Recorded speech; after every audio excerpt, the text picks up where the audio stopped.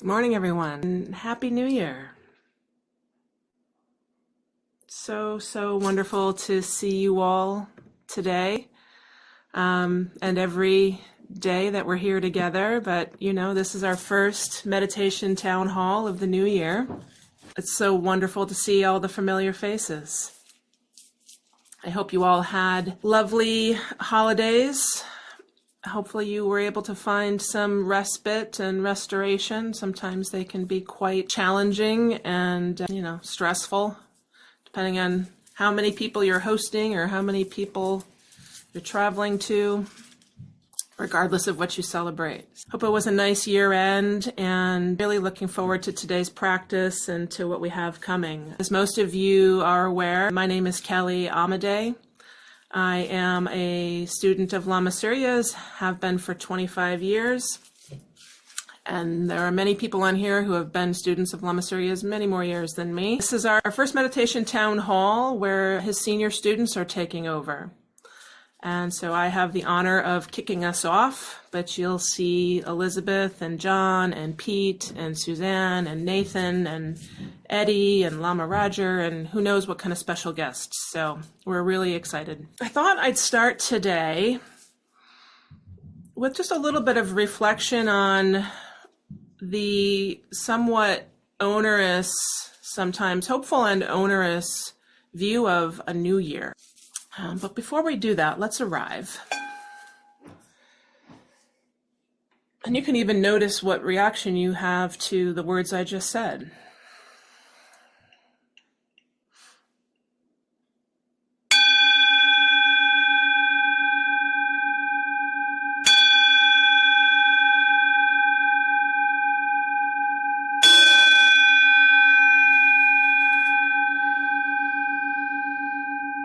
Take a deep breath in, bow to you and the Buddha in your seat.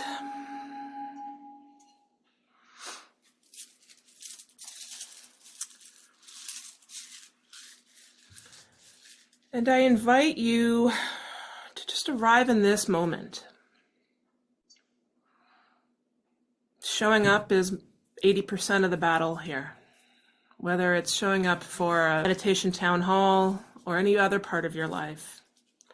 So give yourself some credit for being here right now.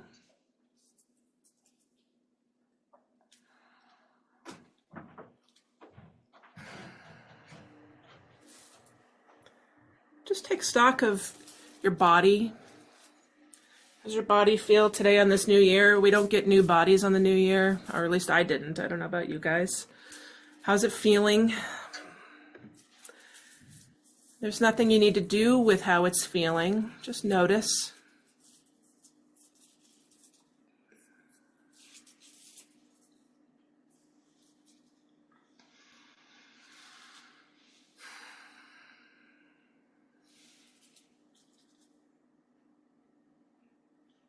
We're such creatures of habit, for better, mostly for better also. Sometimes that gets in our way. So even notice how you're sitting. Did you sit in a way that you intentionally sat? Is your posture in a position you intended it to be? Do you need to make any adjustments? Yeah, there you go, Elizabeth and John. I saw that. Me too.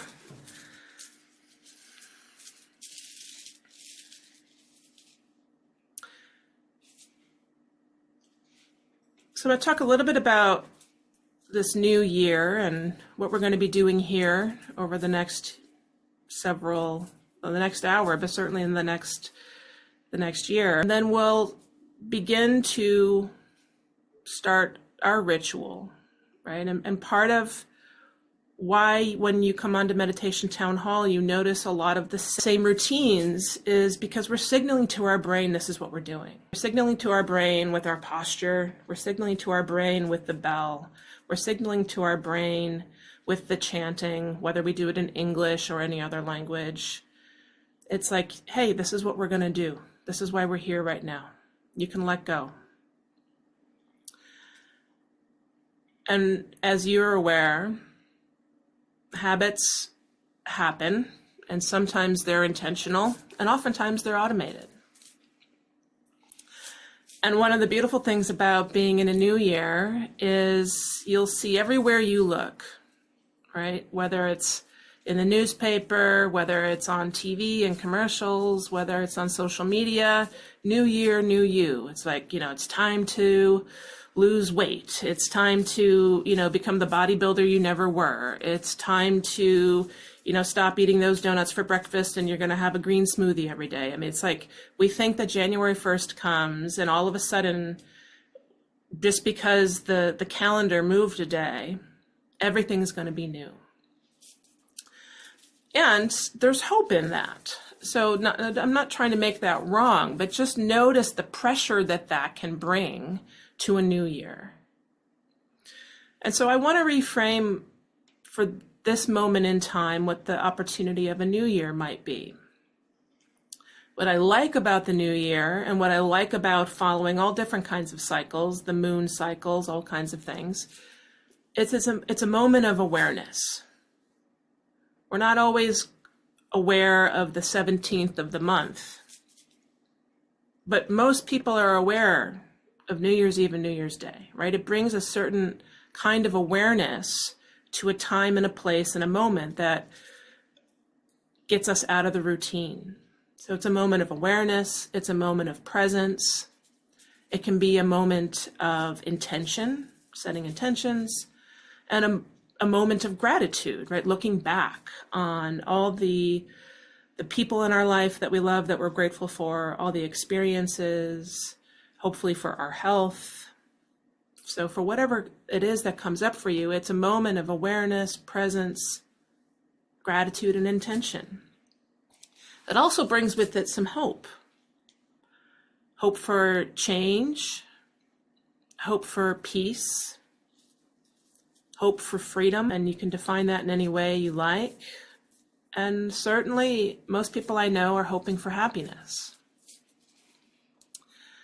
And where we often get stuck is sort of waiting, leaning into the hope that things around us will change, right? The people around us will change. Maybe you're hoping for the weather to change. Maybe you're hoping for the local political climate to change. Maybe you're hoping for a family member to change. Maybe you're hoping that that bum hip that you need to have replaced will suddenly be better and you won't have to have it, replaced. And what I love about this practice, our meditation practice, this Buddhist practice, and in particular the Dzogchen practice, but if those words don't work for you, you can let it go. Just this practice of awareness is that it invites us to work with ourselves. It invites us to become so aware of ourselves that the change is possible because it's happening inside of us. And so we can work with what we think. We can work with our thoughts. We can work with our feelings, our emotions, our personality, our habits, and create a little window of opportunity to say, this isn't just who I am, right? It's who I have been. It's how I have felt. It's what I have thought. But in each moment, there's an opportunity to know ourselves well and to work with our fixed ideas about all kinds of things, but not least of which is who we are. So we're going to dive into that with some practice and a little bit of more talking. But before we do that, let's start with our ritual of our prayers.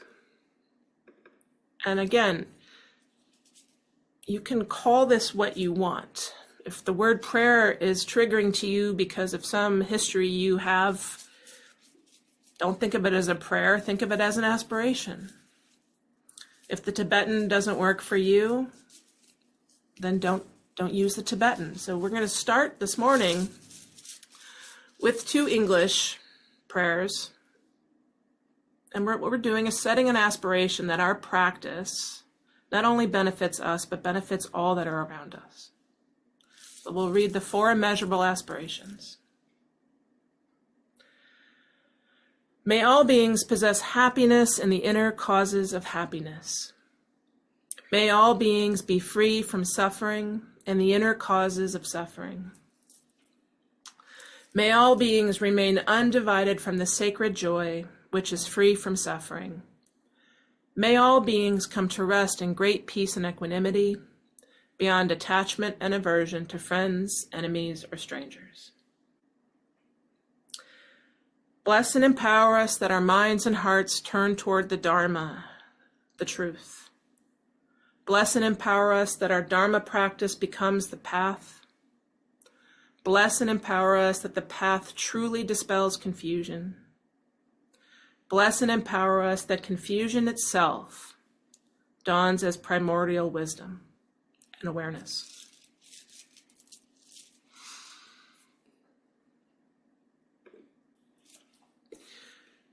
So you'll notice in these aspirational prayers, we're not saying, bless and empower us that nothing difficult ever happens in our life again, that we never have a difficult emotion or a difficult life experience. Because that's a setup.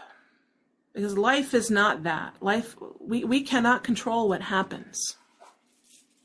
But what we can work with is how we receive it, how we react to it, and what we believe about what's happening.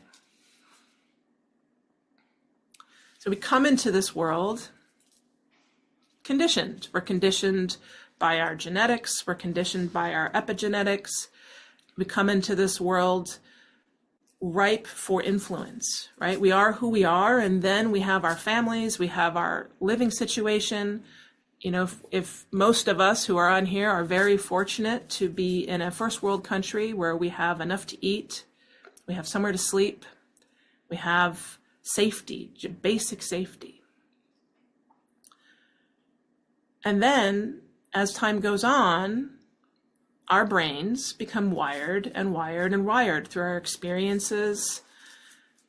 And in many cases, we are not even aware of what's becoming wired, of why we get defensive when somebody seemingly criticizes us, of why we are really attached to never having to experience something difficult. It's human nature.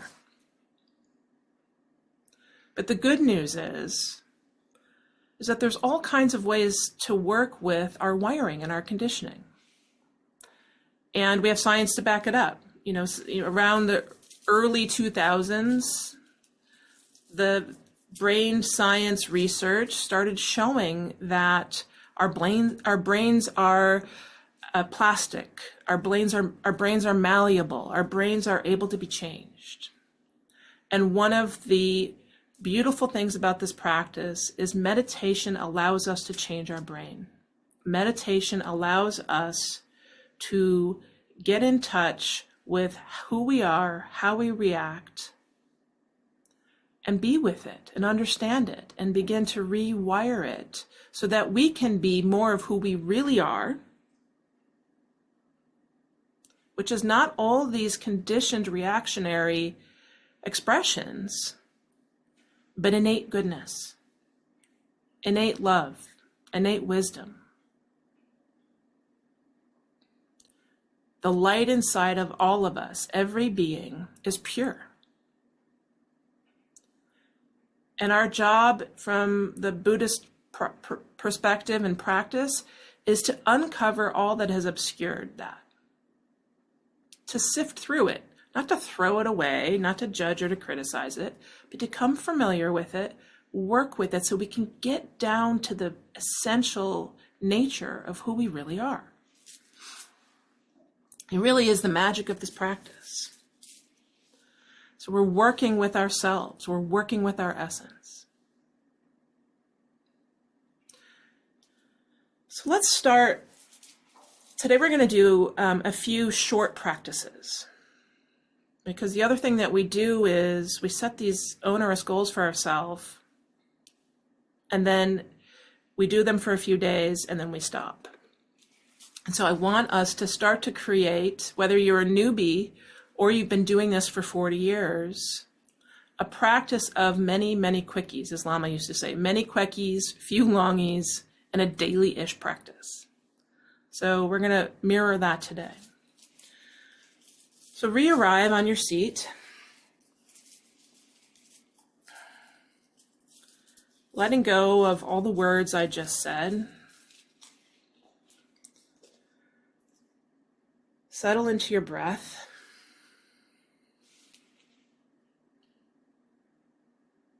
You can close your eyes if you like, you can open them, but whatever you do, do it on purpose.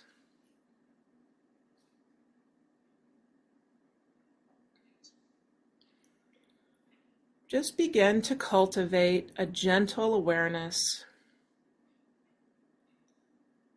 of your breath, of your body.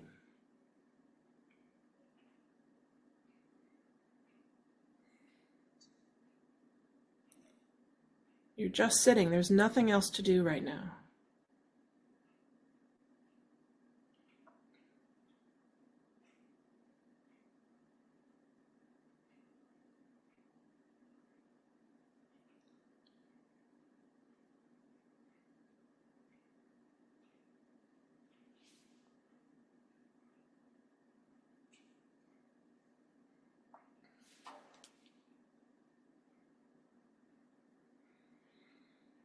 And just breathing. Notice if you're holding any tension in your jaw. Notice if any part of you is contracted or clenched, and just let it go just a little bit. Release a little bit. Cultivating some softness, some tenderness, along with awareness.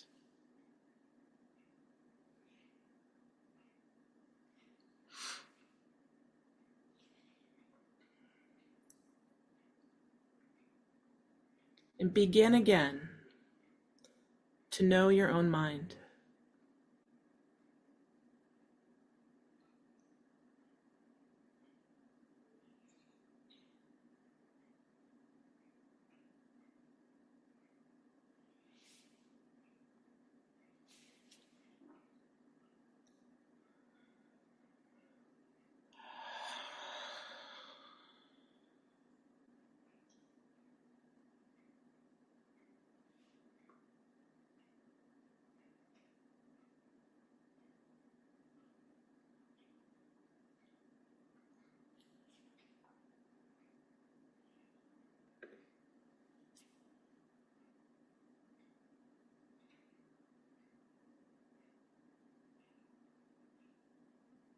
And as thoughts and sensations arise, you're just gently watching them, noticing.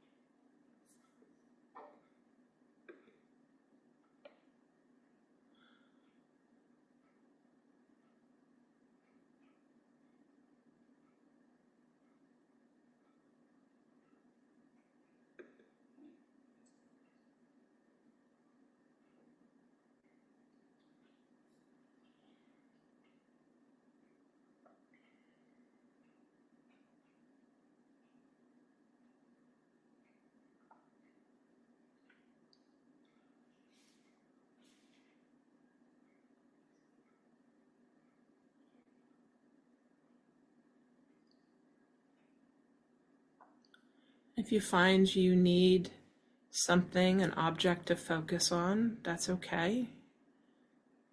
Focus on your breath.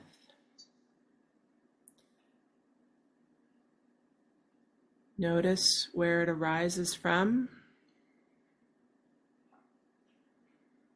and release it. Each breath a new chance to focus.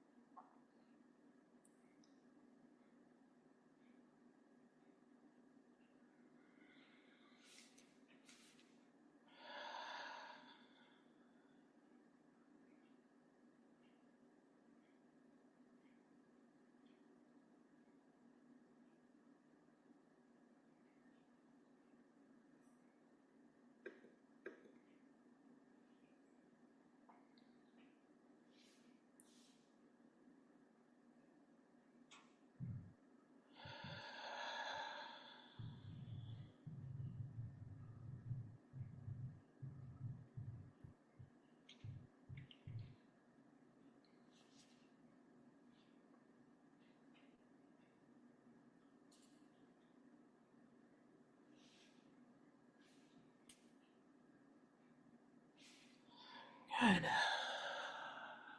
So that was a nice little warm up. And I really, even for seasoned practitioners, I really encourage warm up. I encourage you to allow yourself to begin again, to shake up even your meditation habit, your practice habit. Shake it up.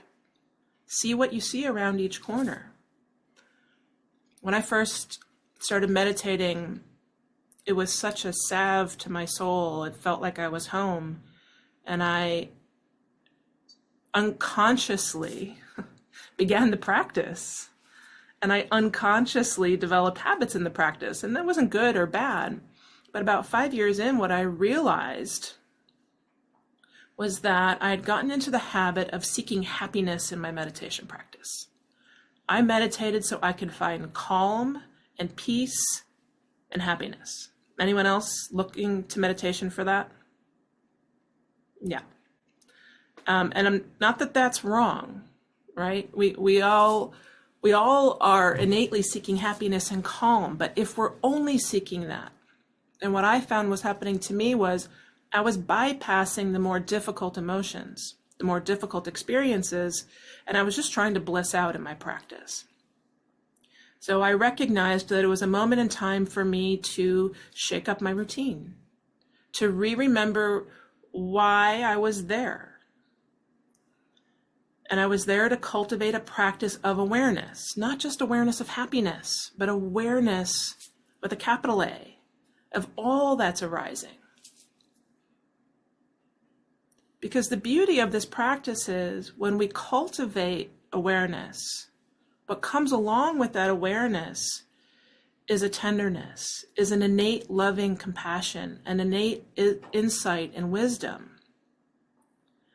And then the outcome becomes a more contented way of being, a more contented happiness. But if in our practice we're not working with all that really is, when we get out into the real world and the difficult things come to us, we turn away from them and we go seek something that feels good. And if we're really deeply cultivating this practice, we want to be able to surf every wave. Right? The ocean's waves don't stop, and you don't just surf the waves that you want. You have to surf them all. Well, you don't have to do anything, but the opportunity is to surf them all. And so as we start again in this new year, we're beginning again to know our own mind, and not the mind as we think it is. Not this mind. If I were to ask you, what is your mind? You might start to talk to me about the thoughts that you have. You might start to talk to me about the reactions you have, your personality, your intellect, the things you know. That's not the mind I'm talking about, although we have to work with that mind also.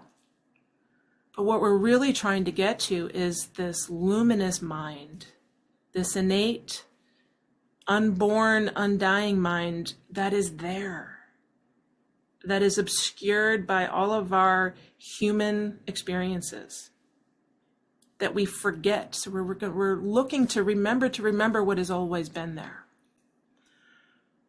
And for many of us, we don't know until we know. We don't know until somebody tells us there's something else to seek. You're not just seeking happiness, you're seeking wisdom. And Tukul Urgyen Rinpoche talks about this innate goodness, this innate being, our Rigpa, as gold buried deep in a mountain. You have to know that the gold is there to go looking for it, first of all, right? It's not like somebody found gold and how come I didn't find gold? Well, they were digging. I wasn't digging. And they were digging in a place where they knew that it was. So they didn't just get lucky, they went looking for it. Right? So you didn't just get lucky that you showed up here today to be with each other, to be with yourself. You went looking for it. And so that's the first opportunity, is to have somebody say to you, to have the recognition that there's even something to look for. And some of us know where that comes from. And some of us, we show up to things and we don't even know what got us there. That's a whole nother conversation. Right? So how do we begin the practice again of getting in touch with that innate self, that Lemurian crystal that is deep in the mountain, and it's there whether we find it or not. So we might as well find it. We might as well work with it. And then the way to work with it is to cultivate the tools. So like a gold miner has a pickaxe and all kinds of things that they use to mine for the gold and for the minerals. We have this meditation practice as a tool.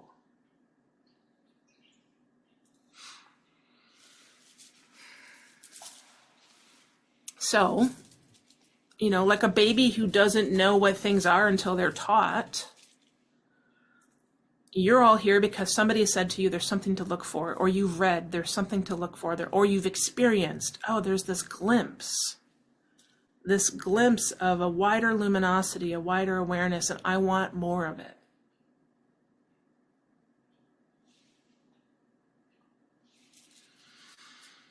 And there's all different ways to get it. And the biggest problem we have as conscious humans is that it's so close that we can't see it. You know, it's like walking around with your phone in your pocket looking for your phone. It's like walking around with your glasses on your head, asking everybody where are your glasses. It's right there.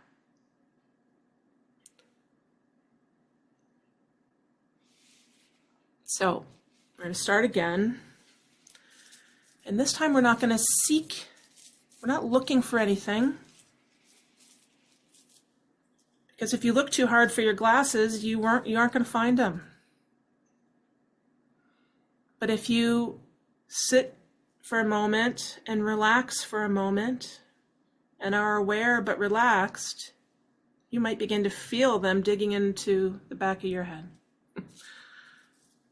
We're going to relax into a practice right now to see if you can relax into your innate being.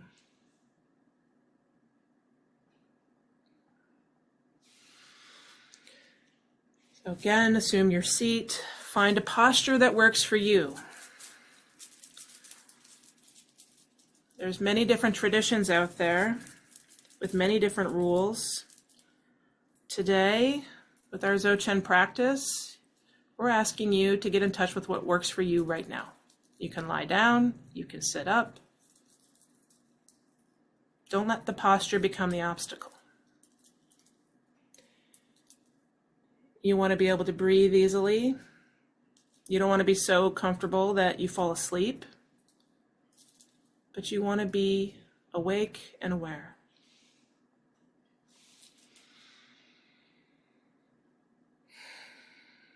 We're not seeking happiness. We're also not avoiding difficulty. And we're not seeking a blank mind, a thoughtless mind. We're seeking gentle, present awareness.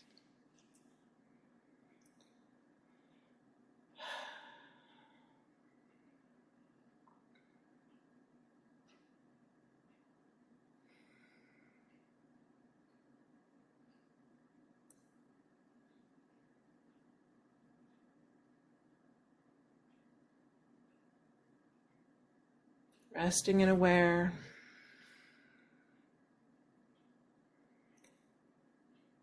Letting your breath breathe you.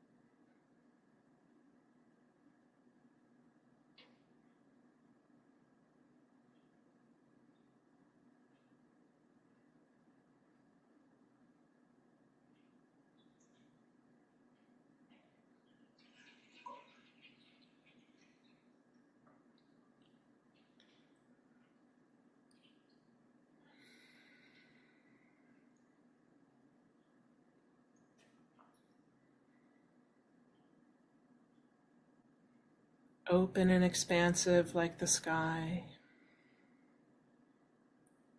allowing whatever arises to arise. You don't see the sky pushing away the clouds.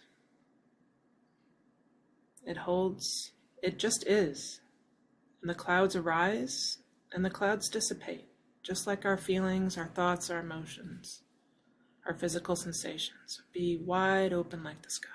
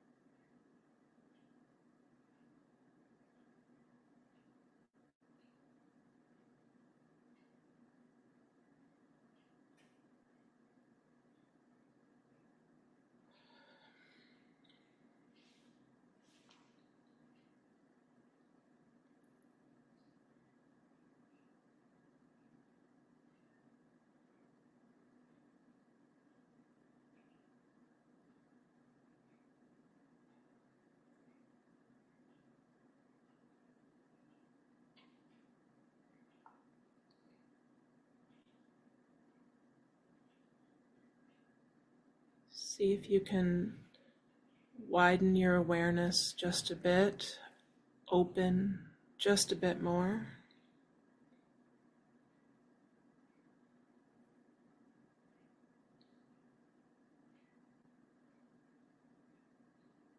And also relax just a little bit more. Relaxed, open, and aware.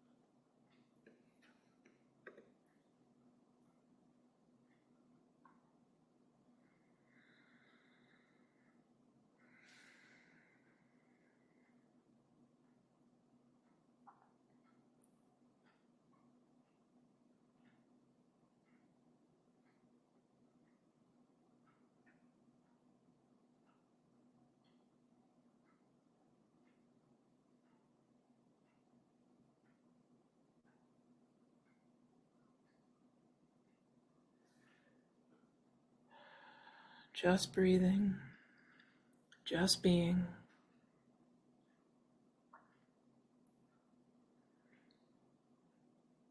As you breathe out, a little bit more of your attention on the out-breath. See if you can expand outward just a bit more, whatever that means for you.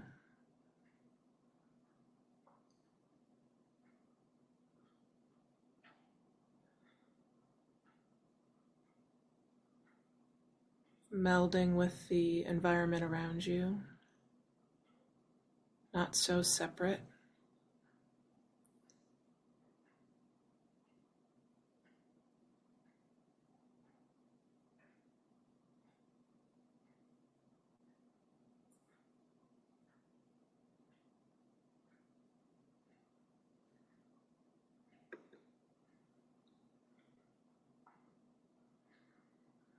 Expanding your awareness, expanding your being,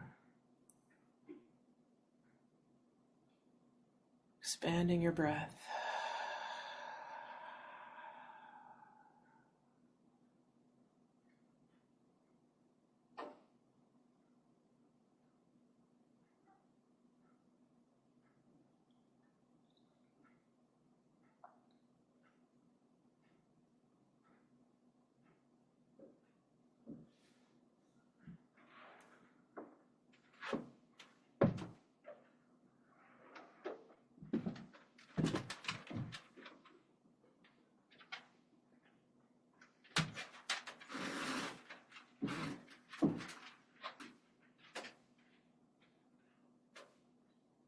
And ever so slightly, ever so gently, turn your awareness in on itself.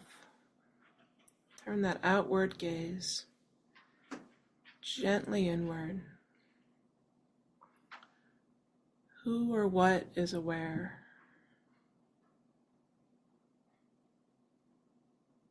Who or what is feeling, thinking?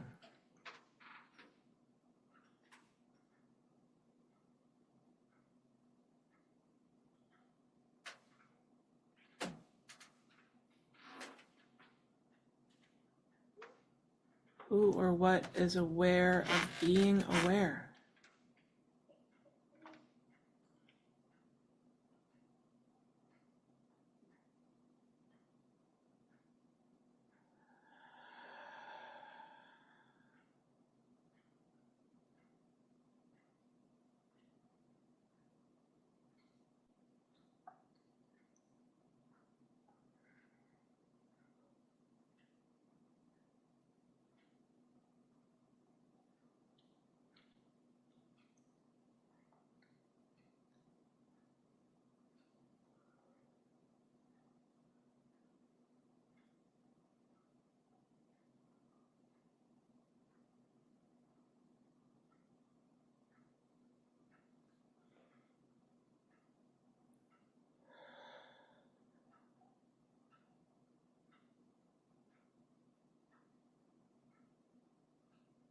With that gaze, with that awareness, allow a loving gaze to arise, a tender, compassionate gaze to arise.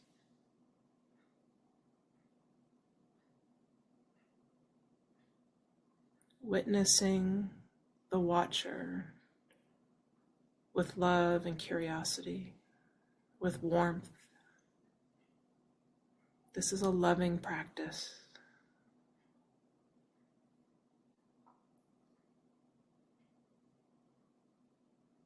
And as you breathe in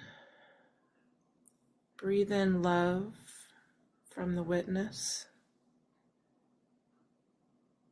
and breathe out love towards the witness,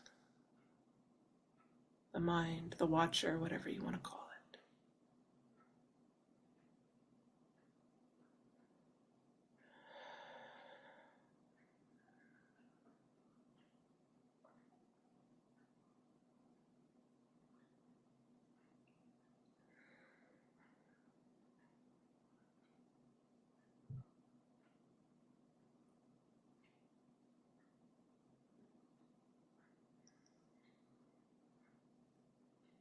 And invite in whoever the most loving being in your life is right now. Human, animal, God, Jesus, deity, whoever, whatever that is. Bring them into this loving presence, this loving witnessing. Now allow their love to radiate within you.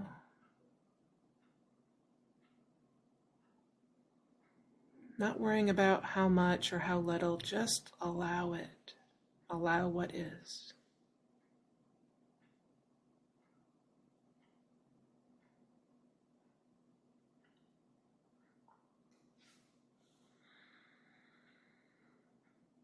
Breathing in that loving tenderness.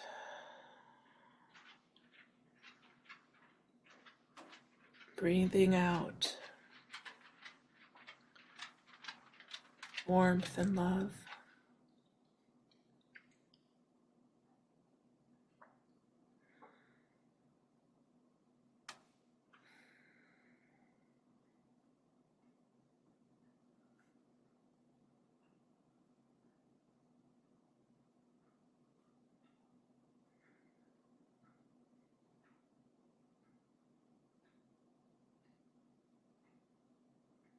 And now gently again, turning that gaze back outward, bringing with it that loving kindness, the loving tenderness, allowing it to arise within you and expand.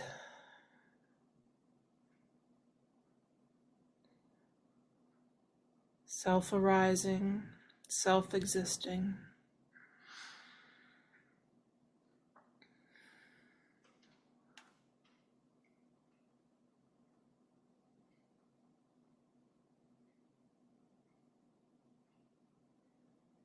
Not doing anything or forcing or pushing, just sitting, radiating your essence, your being.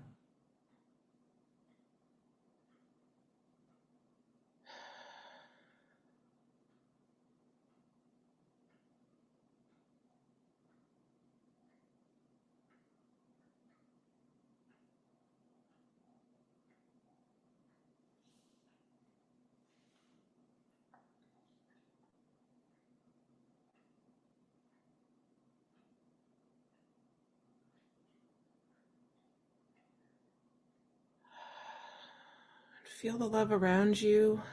Feel the support of everyone on this Zoom. In practice, in community, in communion together. Feel the love and support of my voice radiating out. Knowing you're never alone.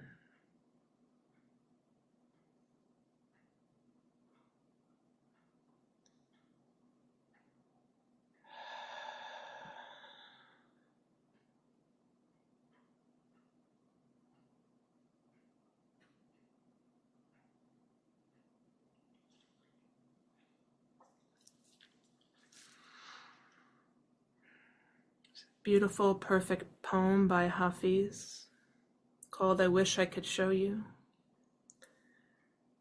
It says, I wish I could show you, when you are lonely or in darkness, the astonishing light of your own being.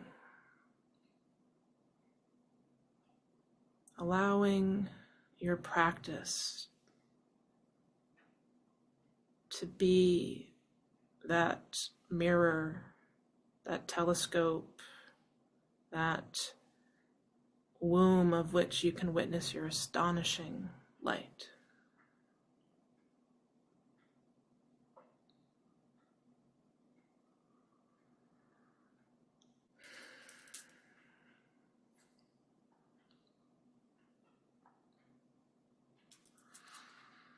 And one more, because it's calling to me. This is called Freedom. And it's by Khalil Gibran. And when I think about what we're doing here, we're becoming free, becoming untethered, we're liberating ourselves. to be our fuller, truer selves. It says, you shall be free indeed when your days are not without a care, nor your nights not without a want and a grief, but rather when these things girdle your life, and yet you rise above them, naked and unbound. And how shall you rise beyond your days and nights, unless you break the chains which you at the dawn of your understanding have fastened around your noon hour?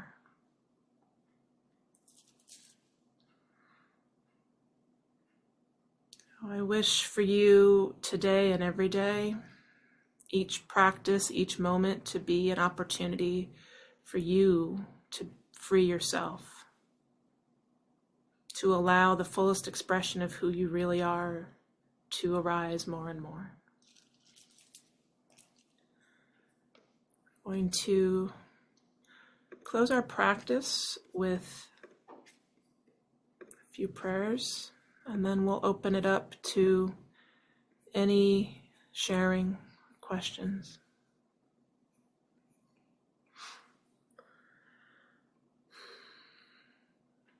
What do I want to do here?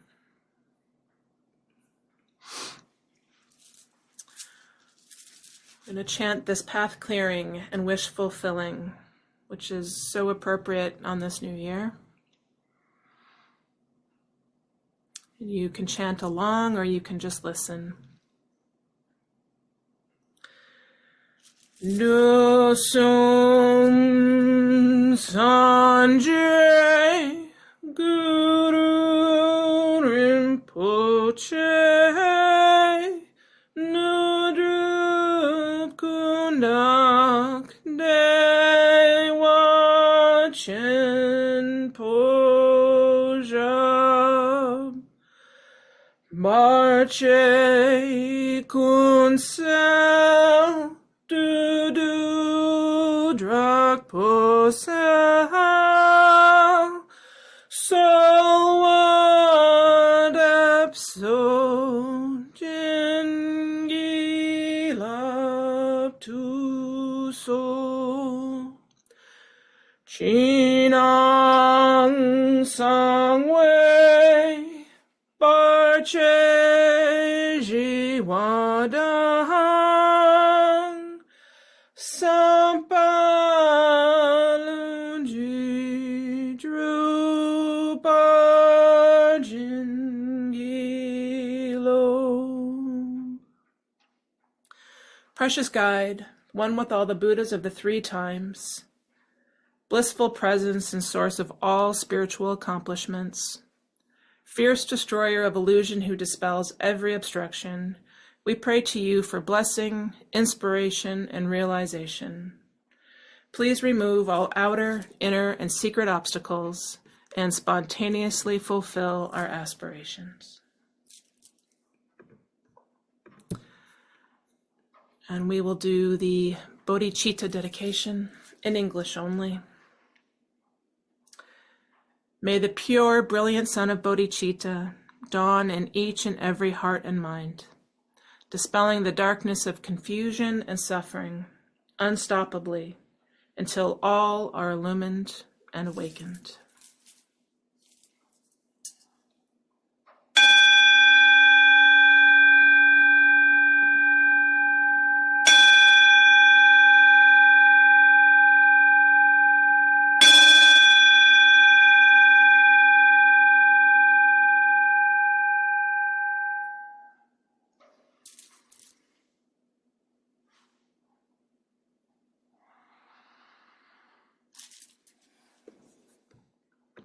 So please, any questions, any sharing?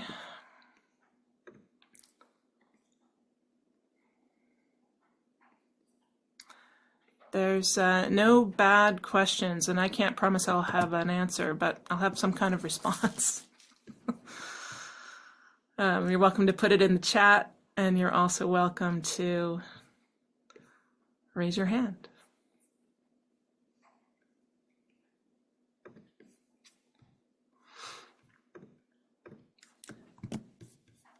You know, I say this every time, but there's so many difficult things that came out of the pandemic and so many beautiful things that did, and this Zoom meditation town hall is one of the beautiful things that came out of it. That we can get together every Sunday, no matter where we are in the world. Even if you can only come on for 5 minutes, we can be here together. It's such a gift. So thank you all for your presence. Let's see, open the chat here. Anything from anyone?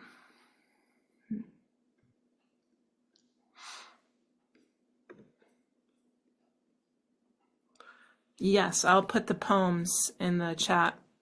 It'll take me a second to do it, so I'll leave it open for you. Let's see. There's a question that says, when a challenging memory of pain or trauma manifests during meditation, what is the best approach not to get lost? That's a really, really great question. So, the first response I have to that is to remember you're not alone, because sometimes when we're meditating and these feelings or sensations come up, they can get a little scarier if we think we're dealing with it by ourselves. And so when it happens for me, I try to call in people that make me feel safe. There's some deities I call in, there's people I call in. So, I have a tender spot for Tara and for Lama Yeshe and for Padmasambhava. Those might not even be names that are recognizable to you, so you can call in whoever it is for you. I call in my dogs. I call in my son.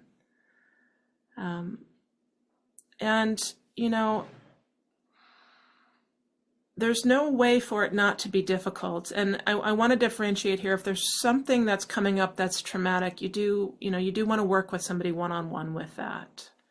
You don't want to put yourself into a situation where it could elicit some PTSD. So if you're feeling like traumatic things are coming up, that's definitely something to work with somebody one-on-one with. But if difficult emotions are coming up or just uncomfortable things are coming up, my best advice is to try to just soften to it. Just get curious about it. Be open to what is that? What do I believe about that? What do I recently had surgery, and I really worked with the pain, the physical pain, from a curious standpoint. Like, what is pain? Where is it coming from? What part of me is feeling it? What part of me is identifying with it? What does it need from me? Does it need some tenderness? Does it need me to breathe into it? Do I need to ask for help around it? And so a curious, open, tender view of what is this? Because most of the time we have a fixed view of what it is, and we all have our triggers. And so it's just trying to widen that view a little bit to allow for something else to arise. And like with anything, with storms, with the weather, and even with pain, if we can sit and be with it, it eventually subsides. It eventually decreases in intensity. And so part of this practice is just allowing the space to be with, because as I mentioned earlier, when I first started practicing, what I found was I was avoiding the discomfort. And so that was, again, that's what I could do in the moment. And so then I started to practice, how can I be with the discomfort? And it might mean that you can only be with it for a few seconds at a time. It doesn't mean sit with it for an hour. It might mean that difficult emotion or sensation comes up and you can be with it for 5 seconds. And then maybe next time you can be with it for 10 seconds. And so meet it where it is, with tenderness and softness and curiosity. And also, it's not a marathon. Well, it is a marathon. It is a marathon. It's a long game. And so you don't need to solve it in one sitting. That's the best spontaneous response I have right now. Well, our time is up. I encourage you to keep this going daily-ish, many quickies, and we hope to see you all back next week. Same time, same place, and same link. The link will not change. Love to you all. I'll put the poems up in the chat, and I also put a link up to donate to the Dzogchen Center as Lama is rewiring. He still needs our support, and I'm still giving to him monthly, and I encourage anybody who has the means to do so, please do. Love to you all.